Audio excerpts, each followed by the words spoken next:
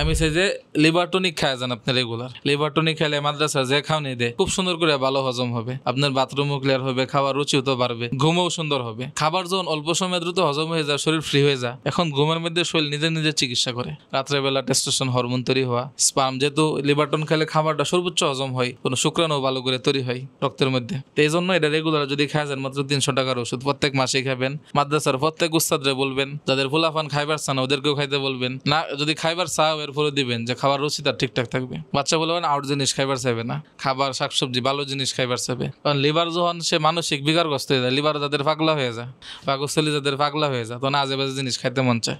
বর্তমানে কিছু chemical, monosodium, গ্লুটামাইট, এগুলো খাবারের সাথে অনেক কিছু দেয়, মানুষের শরীরের যে চেইন নষ্ট হয়ে যায়, একটা শৃঙ্খলা নষ্ট হয়ে যায়। তো এই লিভার টনিক খেলে শরীরের শৃঙ্খলা ঠিক হয়। যেরকম একজন বলতেছেন পান খাইতে মন চায় না, পান বাজে জিনিস না, লিভার তো ভালো জিনিসই সাপোর্ট করবে। তো এই বাজে অভ্যাসগুলো ইনশাল্লাহ কাটায় দেয়, যেটা সঠিক, যেটা দরকার, এটা খাইতে মন চাইবে, শাকসবজি মেয়েদের রুচি পাবে।